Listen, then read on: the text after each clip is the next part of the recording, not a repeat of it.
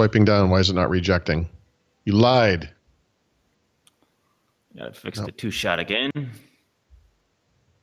Yeah, I think mine's a little blue. That's probably a color correction from before. Let me gotta pan you over. I can't. I don't understand why things don't work.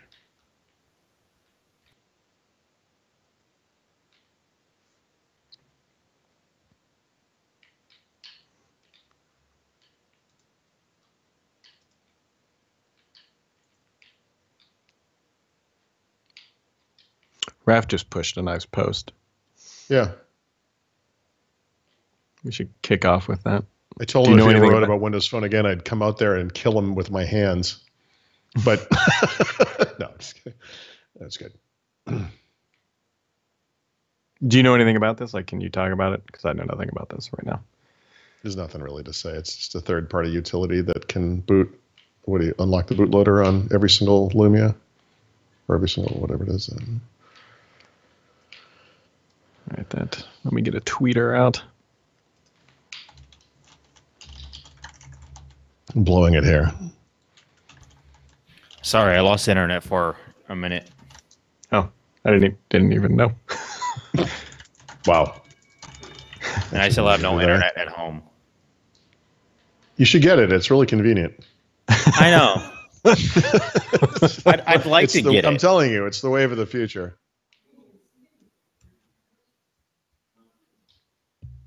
If you want to flick it over live, feel free. It could be. Oh, maybe my stream just isn't live. Wait, what? Did I not hit update on this thing?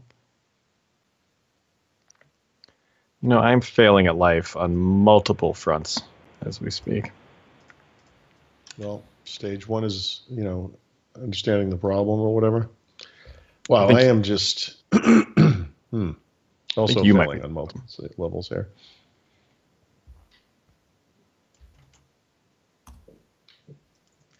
Yeah, I got to reconnect that. 05. That's just not going to work. Oh boy. Why have I done this?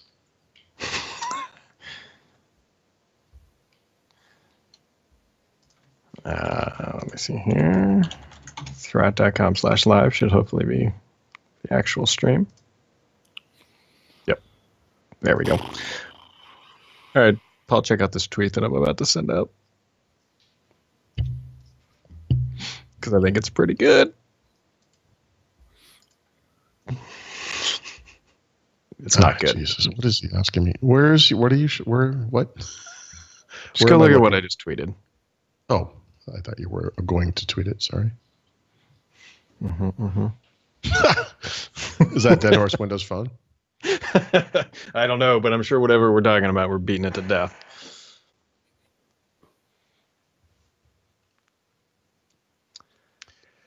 All right, let me make sure everything's good. And then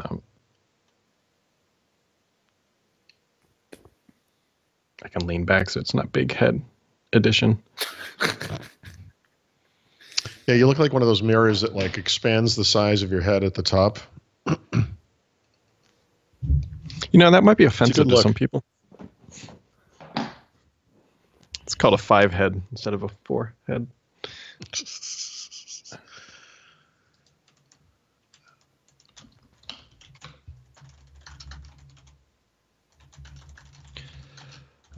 Show notes should be good. Let's tweet. Oh, it's the first, isn't it? It is. Yes, it is. Which includes such fun things as paying your mortgage and whatever else happens on the first. All right, so that's Games with Gold is what happens on the first. Oh, basically the same thing. What am I looking for? Oh, the chat room.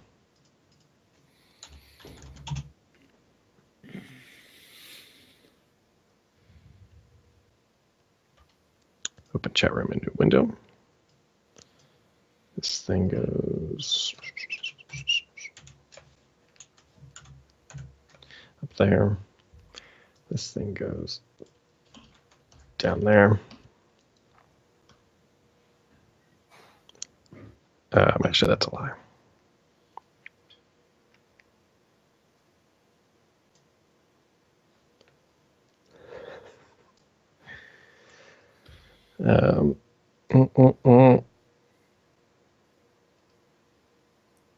I am almost ready, I promise. Just kidding. No, I'm not. All right. Oh boy, what? Oh, Suncast was about to start it or something, and I screwed up, per usual.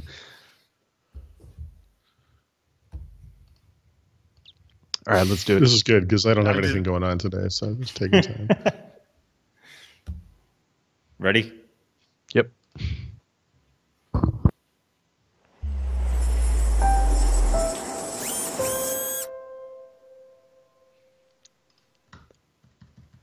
Hello, everybody. Welcome to an almost fully functioning podcast studio.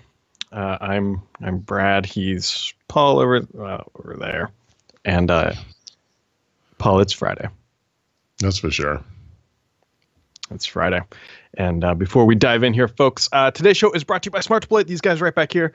Look at these. I like. That's me. That's Paul. Paul's with the Wimpy Surface Pro, and I've got the very big Surface Studio. Anyways, just comparing how much better I am than Paul. But the anyways, folks, compensation that you need is very interesting, Brad. Please continue. I think it's a representation of life, Paul.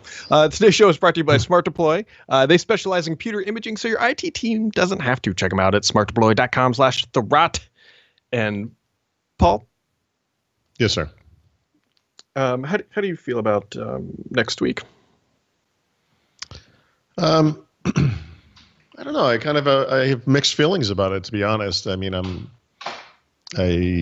am excited to go to Hawaii in one way, but I'm also kind of dreading the flight. Mm-hmm. Yeah. I don't know. I've gotten comfortable not traveling. Yeah. You've just been moving perpetually for 8 months, so yeah. I kind of feel like just hanging out. But it's going to be nice. I mean, obviously, it's a gorgeous place. I think, and the thing we're going to is going to be very interesting. Yeah, I mean, it will be great. I mean, the way I usually do this is I dread it ahead of time, and then I go, and I'm like, oh, I'm so glad I did this. So it will be fun. It's that flight. It's not like a trip to New York or something like that. Mm-mm. But for the folks that are tuning in live, and there are definitely many. Definitely many of you.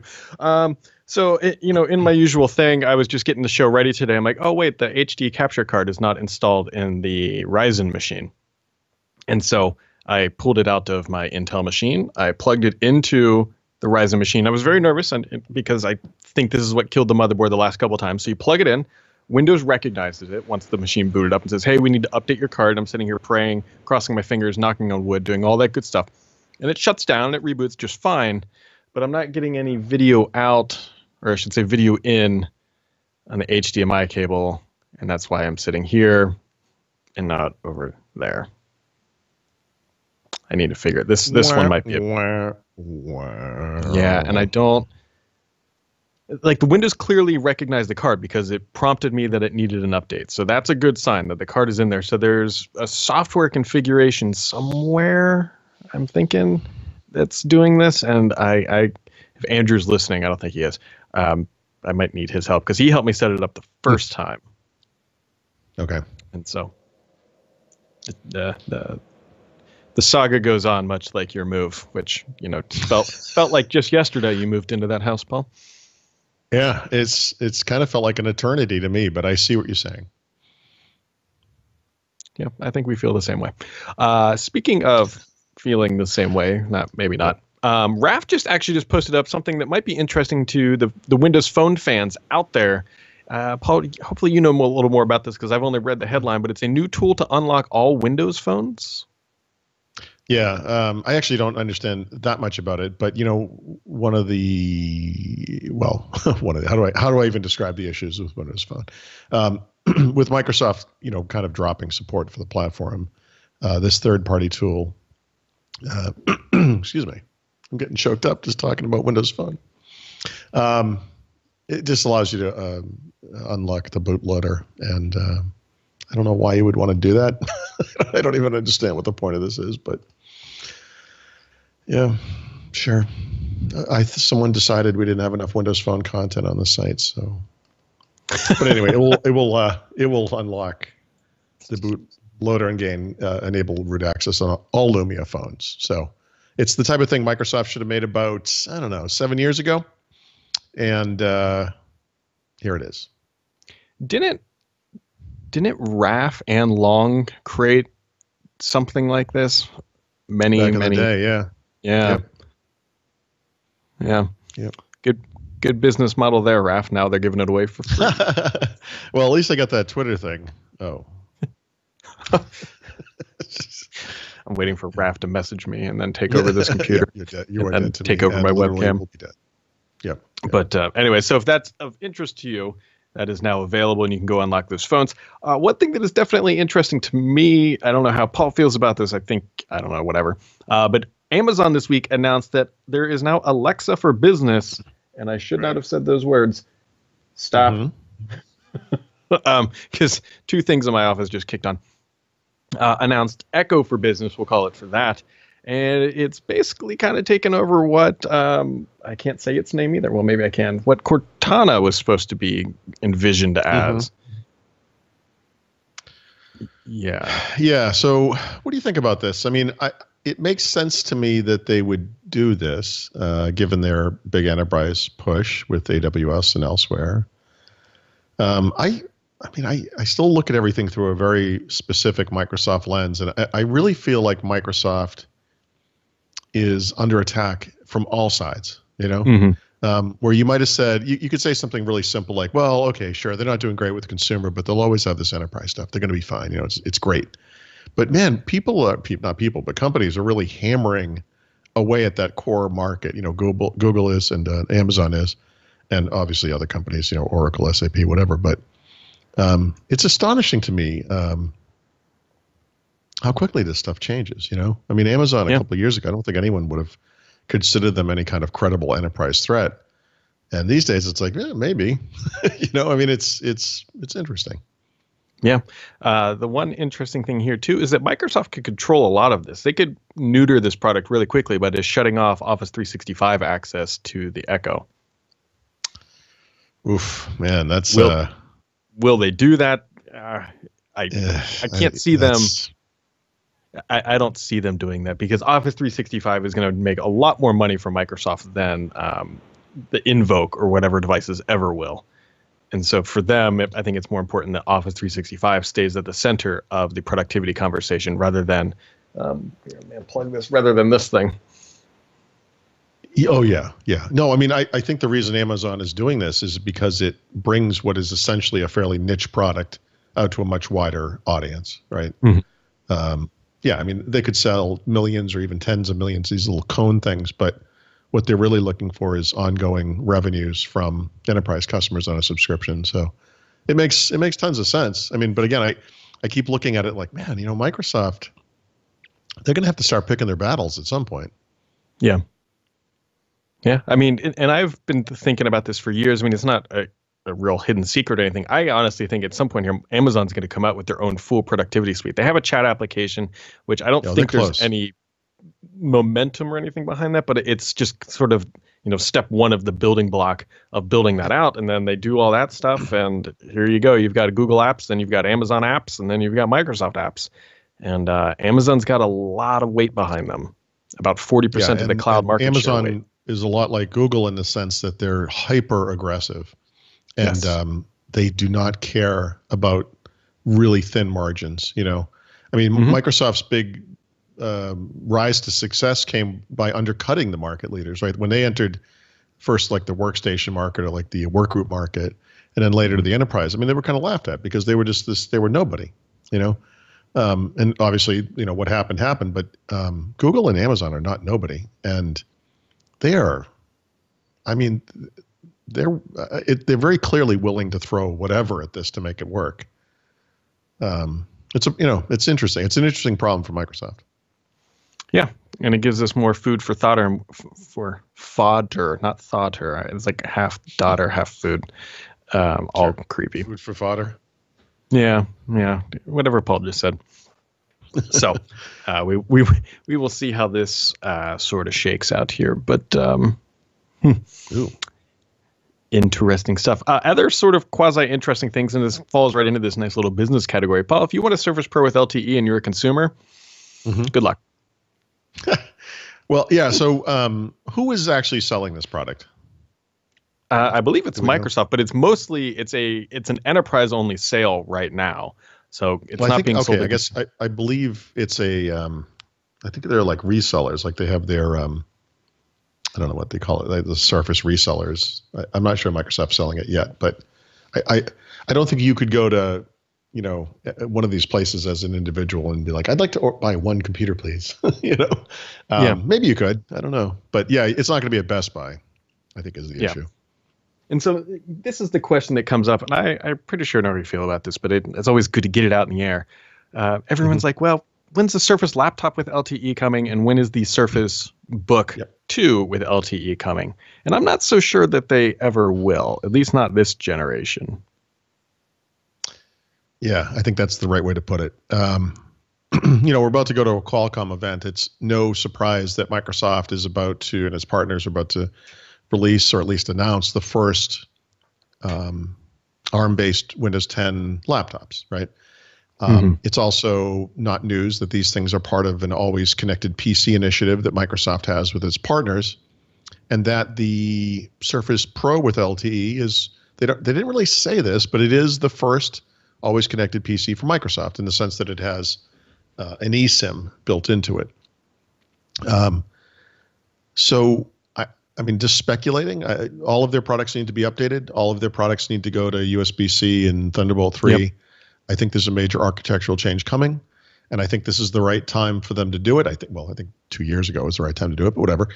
Given that they haven't done it, I think attaching it to these initiatives is smart. And frankly, they shouldn't be making devices that don't have this chip built into it. You just don't have to use it, So we'll see what they do. They tend to defy my wishes or expectations regularly. So, but yeah, I would hope and assume that the next gen stuff will all have that stuff. Yeah, I don't know if you know this number off the top of your head. A Duplex usually kicks this stuff out, but Surface Pro is by far the most popular selling Surface on the market. We also know that it's the most popular selling one, I believe, in the enterprise as well. And that's who's buying the LTE models, or the enterprise, not so much the consumer, for the most part. Yeah, that's good. That's a good point. I mean, I think the Surface devices share an internal architecture, right? So if they were to add eSIM capabilities to a Surface like they just did, I don't think it would be hard for them to do it for all Surface devices. The question is whether or not they're going to do it. With regards to, that's the wrong chart. I was going to tell you what percentage of Surface devices out in the world are Surface Pros. It's really high. Just Surface Pro 4 is 40%. So if you add Surface Pro 3, the original Surface Pros, I'm just doing this off the top of my head, it's like 3.5. I mean, it's like 70, 80 something. It's most of them. It's basically, it's almost 80% of Surfaces out in the world are Surface Pro, some version of Surface Pro. Which to me is still fascinating. Well, I mean, I guess the laptop hasn't been around long enough to really make a massive dent. 75. But that device being the most popular Surface, I don't know if I would have guessed that.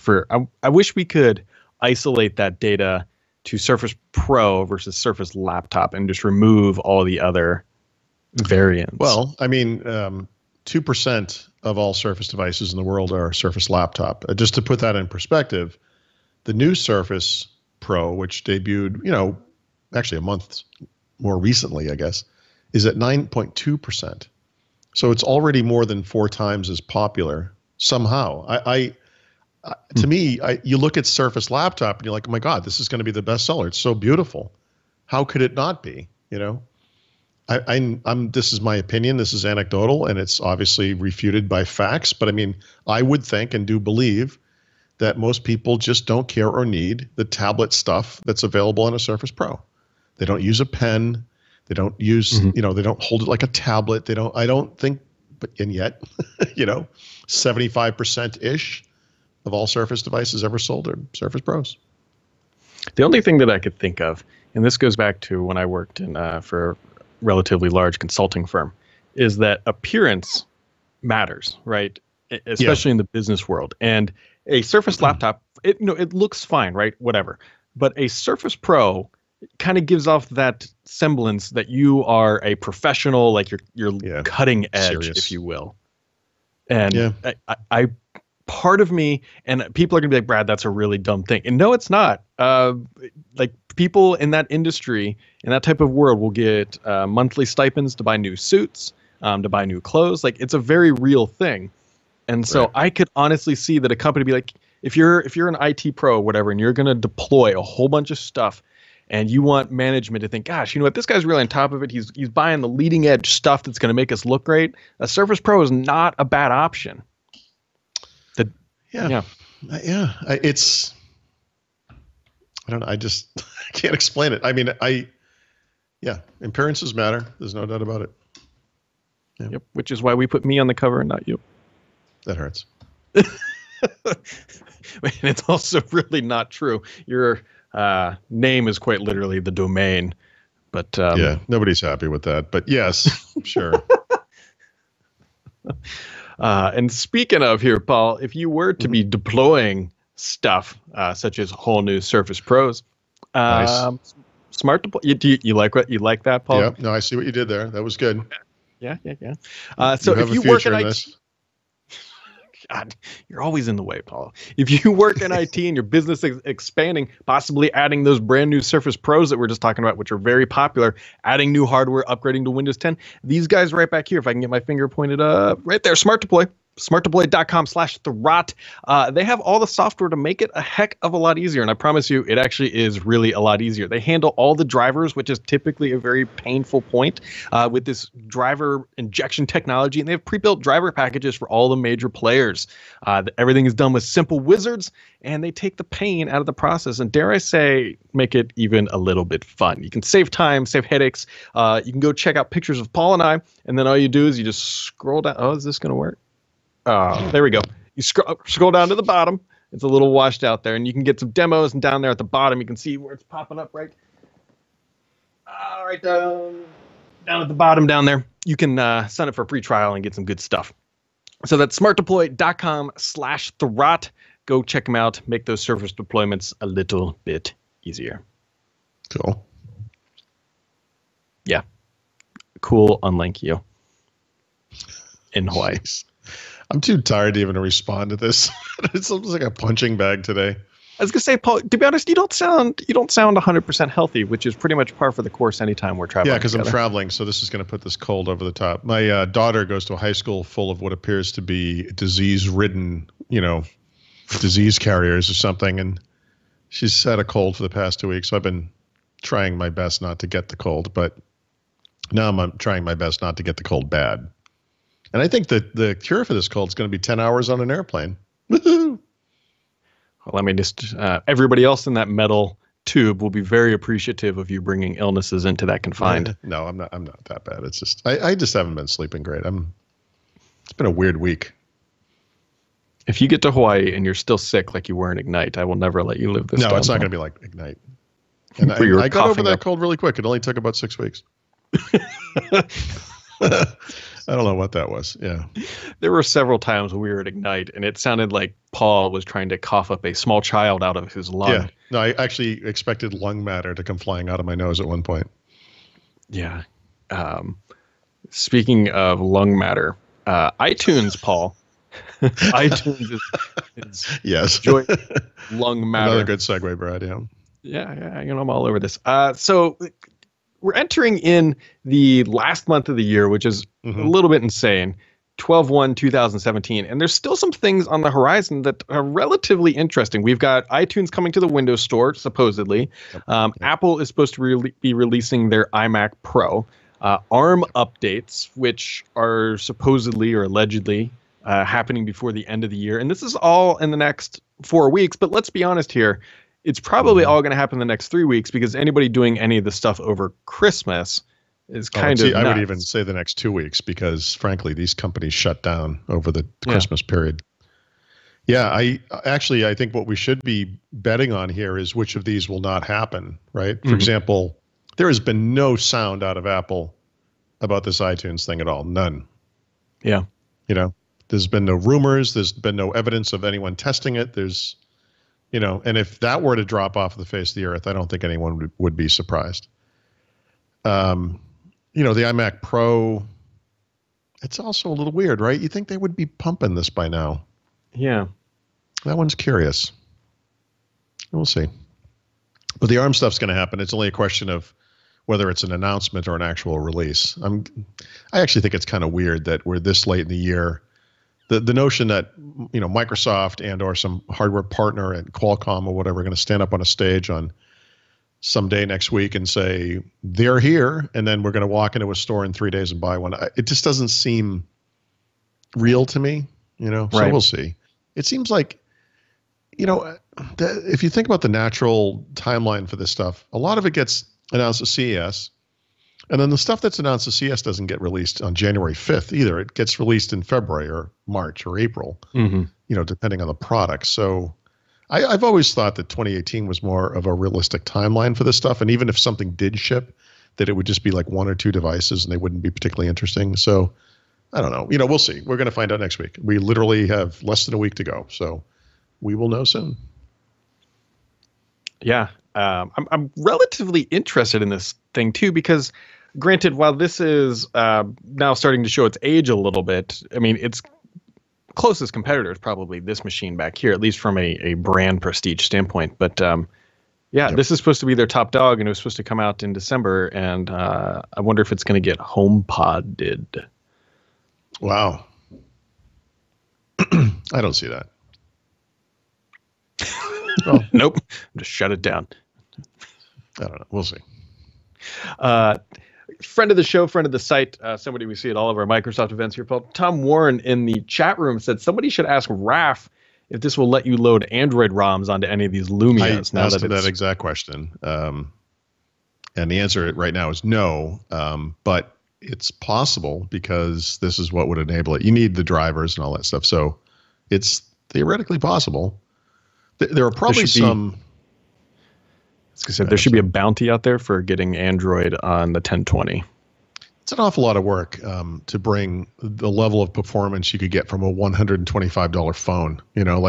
Just buy the phone.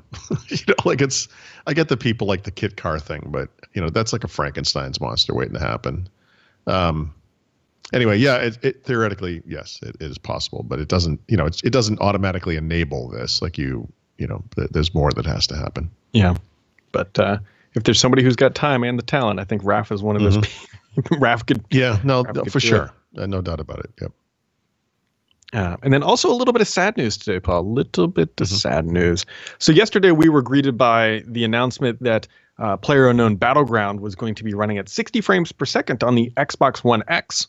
And then the marketing minions or overlords, whatever you want to call them, apparently heard this and said, no. We're just going to limit it at the 30 frames per second on all Xbox consoles.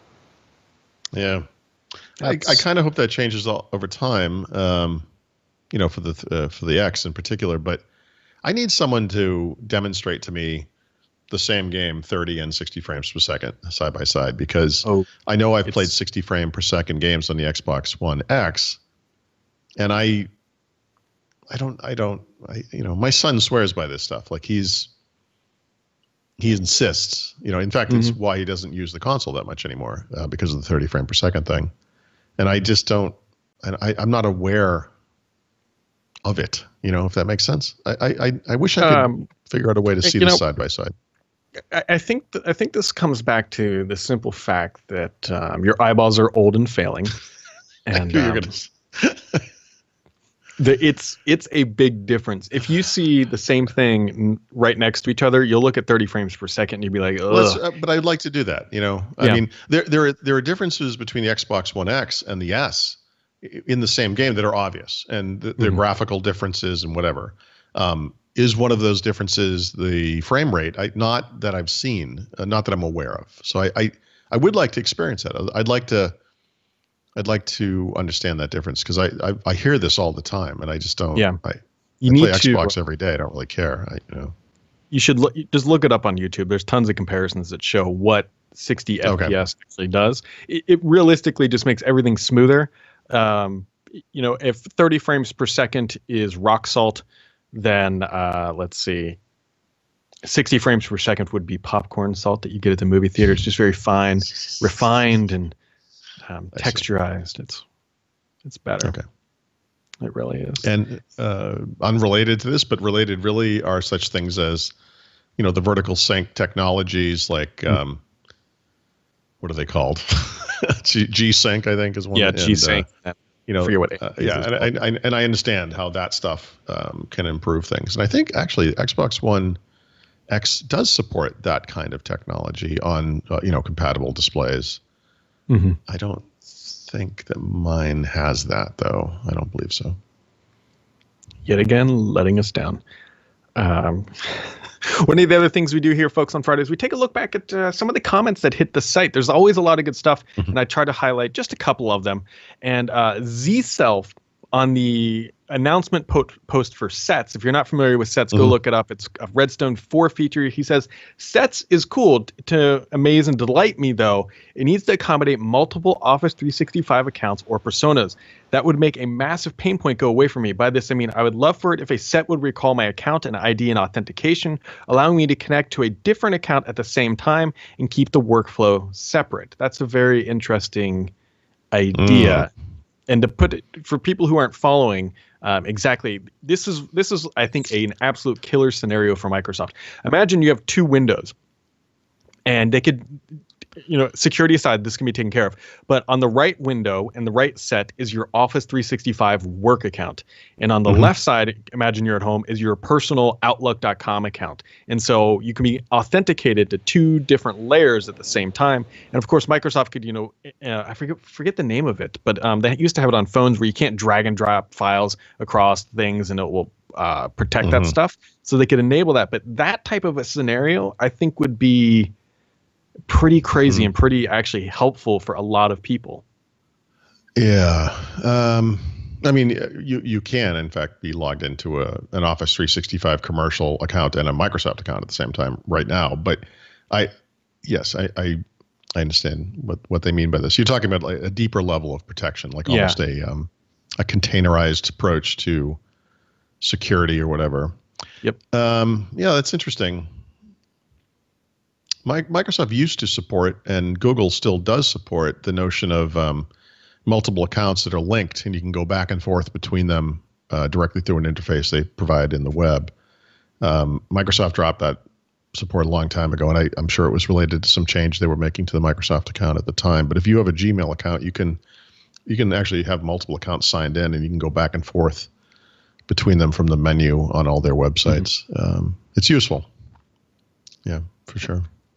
And then the other comment comes from JS War, and this is on the Insider AB stuff that threw a lot of people for a tizzy. It says, folks, it's an insider program. It wasn't that long ago that we had to wait until final RTM version to be released. And if we had an MSDN subscription, we could get a copy a whole month earlier. And then, of course, there's the Windows 8 stuff where we got none of it. We got, 4? No. No. You put this in there from me, didn't you?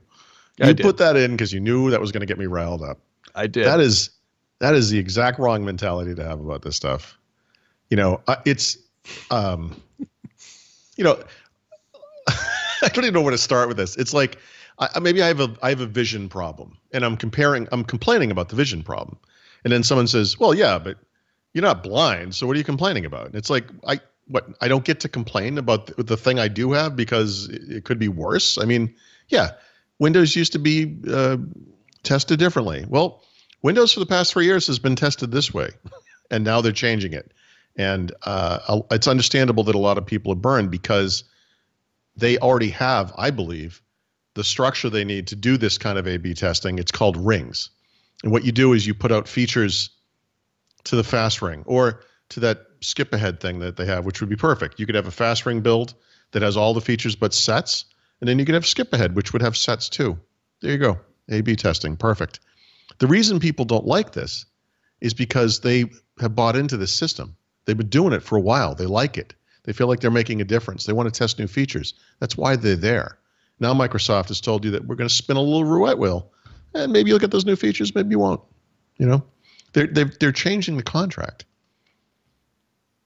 I don't know. I just, but you know, yeah, things used to be different. I get it, but come on, that's cheap. So I don't know what this next thing is. Okay. I'm assuming that it's insignificant and probably dumb. But Paul, what is your major announcement? You're retiring, hopefully. Oh, that's right. I forgot. Yes, Brad. This is a big one. Last night at 7:39 p.m., I rose my KD in Call of Duty above 1. Yep. I'm positive again, and I have been made whole. It's true. Well, the fact that you got it above 1 is actually pretty embarrassing in the first place. No, I know. I wrote this in my review of Call of Duty. I've never started out. Well, actually, I did when Modern Warfare first came out. I started out this bad too, but I've never been in a hole like this before, and I have like it's very frustrating. I've been tracking it, and I usually don't even pay attention to it. Like every once in a while, you look at your profile page and you'd be like, "Oh, I'm 1.38 or I'm 1.45, whatever it is," and you're like, "Okay, whatever. You know, I don't care." And then I looked at it and it's like you're 0.89 or whatever it was. And I was like, wait, what? I was like, I was bad. And it takes a long time to get it back. You can even do the math on it. It's like, I'm like 100 kills down, you know? So you have to have some pretty good games, or you have to have a bunch of games where you just barely eke out a positive KD, you know? It's a big deal. That's all I'm saying. All I'm going to say to that is much like your teams up until 7:39 yesterday, you were a burden every time you joined a room. That's right. I was right. I was the weak link in the chain. Like the game would start and they'd be like, oh, the Thurrott's in this game. We're screwed. Like, you know, like, I know it's terrible. Well, that's welcome to my everyday. I don't want to be like that, you know? And now I'm not. Well, I have to raise it. I can't. Right now it's hovering literally at like 1.0. So I got to work on that. Rolling the dice.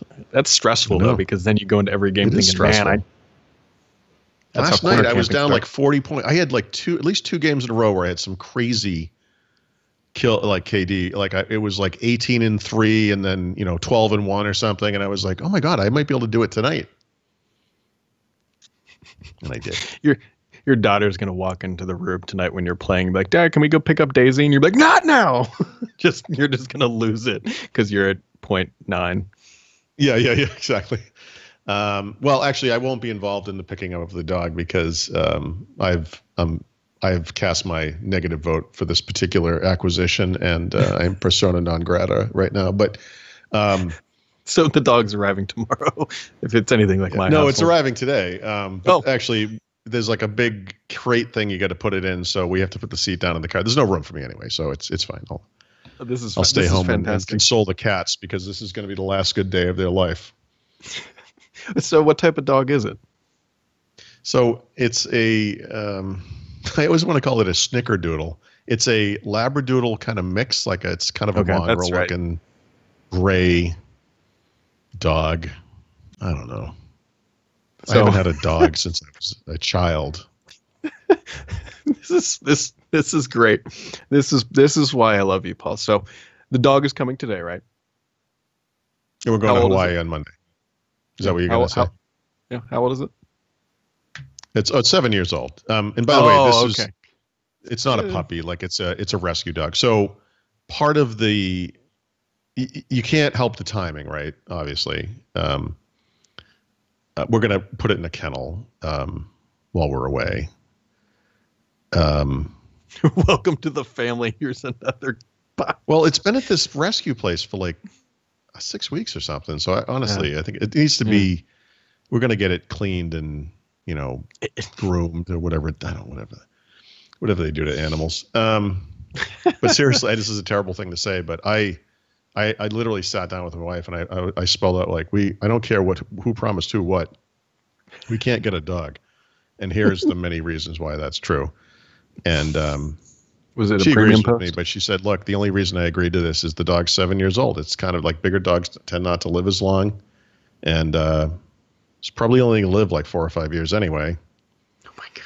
And I was like, great. Now I'm counting on the death of an animal. That's fantastic. Yeah. That's how cruel I've become. Well, I'm going to make it jump up and down off the bed a lot, to stress out its joints. I don't know. Jesus. No, I'm kidding. I'm just, but I don't know. I don't get a say in my own life anymore. Yeah, I know that feeling.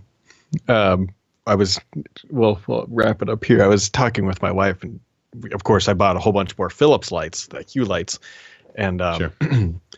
and I'm installing all this stuff, and she looks at me and goes, I am capable of getting up and walking up and turning off and lights like I have for the last 30 years of my life.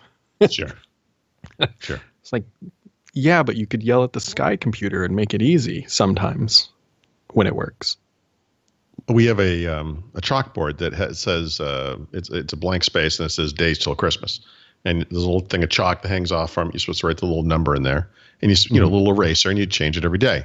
I literally bought this thing at a dollar store with my son Mark when he was a baby, and it was the first time I took him out to buy a present for someone, like probably for his mother, at the mall in Walpole, out in Massachusetts. Anyway, we've had this thing ever since. It's 15, 18 years, whatever it is, and my daughter has hung it up in the new house, and she's very excited to, do this thing. And I swear to God, she did it the first day, and then she missed 2 days. And I said, Kelly, this is the exact level of responsibility that I know you're going to apply to the dog, and I can't stand it. And I know this is how it's going to be. And this is what she said to me. She says, yeah, but she goes, I don't know. I have to count the number of days till Christmas. I don't know how many days it is. And I was like, okay, Google, how many days until Christmas? And then it said, yeah, how many days? Because everyone, see, I did a non-destructive Google thing there. So if you have a Google thing, it's okay. I'm like, that's how easy it is, dope. The speaker is right next to the chalkboard. All you got to do is ask. That's the world you live in. You can find out anything. Yep. Yeah, she's going to raise a dog. Beautiful. Well, if you look a little stressed in Hawaii, I'll know why. Well, Hawaii is going to be my 1 week reprieve from dog dander and scratched doors. Whatever. I hope Cujo bites you during a podcast. That's all that's running through my head. Yes. We'll probably be the best of friends. Or she won't work out and we'll have to do something horrible. We'll see. Wow. You got anything else today over there, Daisy? I'm going to try and get my hair cut for the trip. I suggest you do the same. I need to figure that out. I got to ship another package, actually. So errands mostly. You? Yeah. Packing. I'm actually going over to the neighbor's house this evening and letting the kids play for a little bit. And then tomorrow is going to be all about packing. Right. And what time do you leave? I leave. Our flight leaves 7 a.m. Sunday morning. Yeah. So my problem is my wife and I are in different flights. But my flight leaves at 10 a.m. But is that right? Yeah. But out of JFK. It's like. When do you get into Hawaii? Into Maui? Well, I get into, let's see. It's a good question. I can't see it on here because it's the other. I have two flights because actually I fly into some other airport, right? You're flying to Brazil. The second, yeah, it's 6:44 local time, and it's how do you say it? Kaluai or whatever. Something like that. Yeah, we land at like 7:20 p.m., but the day before. Yeah. Okay. Well, have fun with that. Yeah, it's like a 10-hour flight and then like a little 45-minute nothing flight, or not even. Yeah, I don't even think they like raise elevation. They get that plane up off the tarmac and just hold it there for about 8 minutes and then put it back down. They could, they could just give me like a little boat. I could probably just paddle my way to the hotel from the airport. I think it's like right across the water. Yeah. Like that episode of Magnum P.I. when he was out lost in the ocean and the sharks were circling around him. very, very technical and official on this side of the podcast, as it is every day. I don't see why you even need a studio. This works great. Well, today's show, folks, is brought to you by Smart Deploy. Check them out, smartdeploy.com/Thurrott. And they do hardware independent imaging software for businesses with 50 to 50,000 users. Quick couple notes here. There's probably not going to be a podcast on Monday. Well, there's definitely not going to be a podcast on Monday. And things are going to be quite delayed because Paul and I, as we've talked about 18,000 times now, are going to be in Hawaii, which is, I think, 6 hours behind our normal time. So things are going to be time shifted quite a bit. But just know that stuff will go up. But the podcast is going to be posted at very funky and different times of the day. With that, everybody have yourselves a wonderful weekend, and we'll catch you right back here.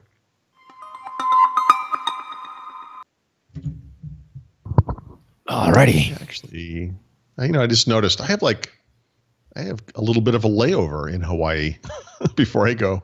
It's like an hour and a half. Yeah, ours is, I think, exactly like 90 minutes. See, we got to fly. See, that's going to be awesome because who doesn't want to spend time in an airport after they've been in a plane for 10 hours? But you've got it easier than I do. I got to fly to Atlanta first, and then I get to get on a long flight, and then I get to drive to JFK first. I don't even know how to get to JFK. How far? I'm going to have to figure out the time of the. It's just. How far away is JFK from you? I don't know. I have no idea. It could be 2 hours from here. It's. I should probably look that up. Yeah, these are pertinent details as you get ready to leave. You're leaving at like 9:30. It's going to be a terrible day, dude. The truth is, I kind of procrastinated on this because I don't even want to know. Yeah, it's. I said 2 hours. Sorry, I undersold it. It's 2.5 hours. And the truth is, it's going to be longer than that because it's Monday morning when I'm driving there. It's going to be traffic. Yeah, so you might have it marginally worse. I mean, I don't like flying, but the flight to Atlanta is like 63.5 minutes or something like that. And we're only 30 minutes from the airport. So, yeah, I might have to. Maybe I'll take the bus to New York and then figure out how to get to JFK from there. There must be a train way to get there or something. Just flap your wings. Yeah, he's full of hot air. You could just float there. Yeah, I'll just float in that direction. Yeah, JFK is on the far side of New York. Of course it is. It's in Queens or Brooklyn or whatever that is. Queens, I guess. That's great. Alrighty, so I will get you a title here in a minute. Okay. Thank you. Bye-bye. For reminding me about Monday.